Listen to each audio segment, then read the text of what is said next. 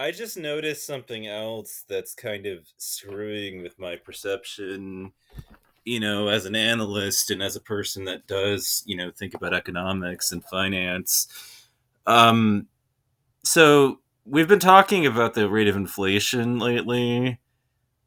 What really is standing out to me, though, is that prices are up by a significant amount. But if you go and look at the GXY index, or the dollar index, it's at like a 20 or 30-year high right now.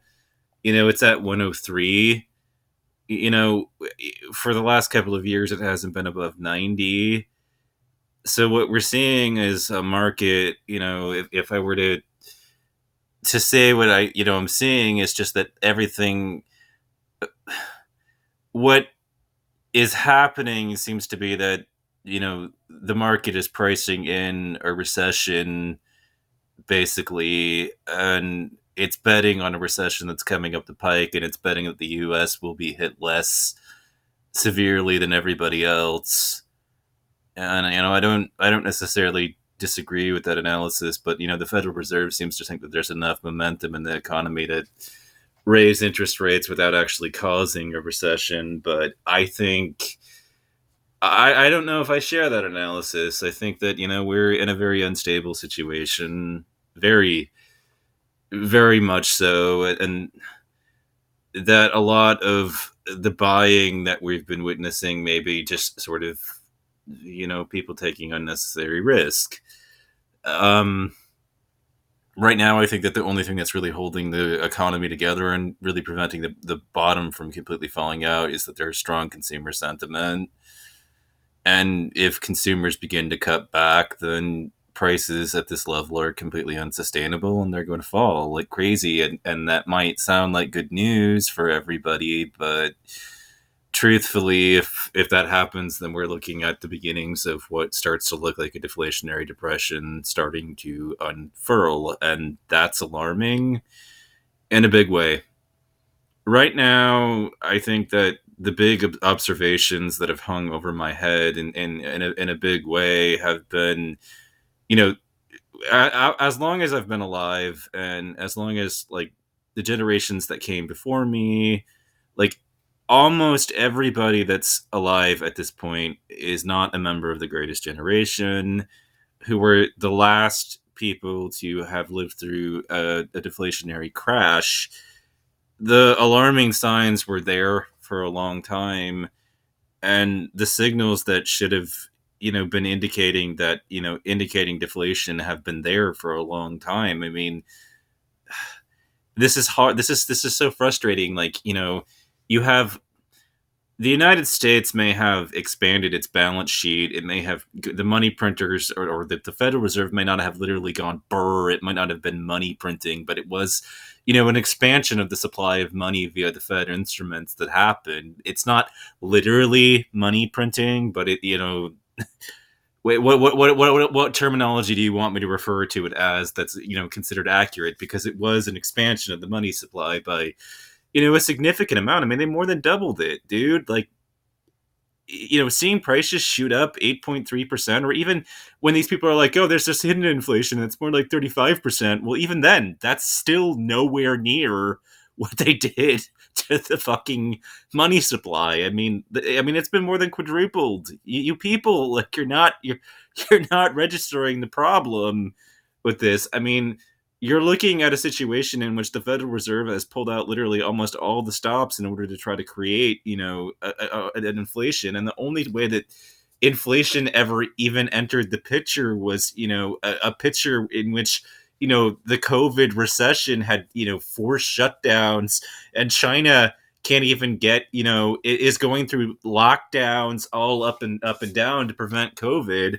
It's only during a fucking outbreak that we start to actually see any inflation present in the market, in spite of unprecedented actions and extraordinary interventions in the economy. You know, for years, the worrying sign has been, despite all the fucking action the Fed took, they still weren't able to meet their basis point of 2% inflation. They weren't able to do it. And then they had thrown the fucking kitchen sink at trying to create it. And in this country, everybody thinks that deflation is like a good thing, and they don't they don't know about how bad things can get in a deflationary spiral, and about those particular concepts, because most of the people in this country, they don't learn in an academic sense what something's gonna be like. They don't study economics or finance or any of that stuff for the most part. Most people are tuned out of that stuff. It's quote unquote boring to them, so they don't spend time actually researching what a deflationary spiral even is. They don't have any fucking clue what that will do to things and why that's a dismal situation for the economy to be in. I mean, these people only learn through direct experience of these things happening to them in this country. It's always been the way that it is. Nobody prepares for catastrophe in this country. They never have. It's always, no, I don't want to fucking spend jack fucking shit, preparing for the event of an emergency taking place, because if I do that, I have to set some money aside that I'd rather bet and gamble with on, whatever my profitable company happens to be. Like, we are not an economy that engages in like prevention or any of those concepts. It's always, fuck that, I want to gamble with my money on something else, and so you really, I mean, despite the fact that we have a prepper community that's like been preparing for doom for the longest fucking time, I mean, those people are still like that much of the fucking country. They're like that much, like they're not, the majority. The majority of people are not preppers, and so the level of preparation that's taken place in the United States has been practically non-existent, and that's what's so astonishing. Is it's a country that has always gotten ahead by cutting corners, by not winterizing the grid, by refusing to pay the money to prepare for a rainy day, or as it was in Texas, a snowy day that knocks out the power during the middle of a winter storm and prevents people from getting heating to their homes, so that people freeze to death because, in the state legislature there in Texas, they didn't want to spend the money on it because they had other plans for their money, you know? And that's the United States in a nutshell, and how American capitalism has always operated. So, you know, Americans are a dumb lot of people who can't seem to learn anything through an academic study of them when it comes to finance. They have to directly experience things for themselves before they ever begin to question things. No one ever went broke betting against the intelligence of the American people. I'm sorry to be such to share such unpatriotic sentiments, but it is the brutal fucking truth. I mean, I myself speak from experience. I've got family members, for instance, who, like my aunt right now, like she has been spent a fortune of her money gambling on scratch off lottery tickets, for instance, and she just got in a car accident recently, right? She gets in a car accident and she finally goes to a doctor after the car accident, and lo and behold, she's in stage 4 cancer.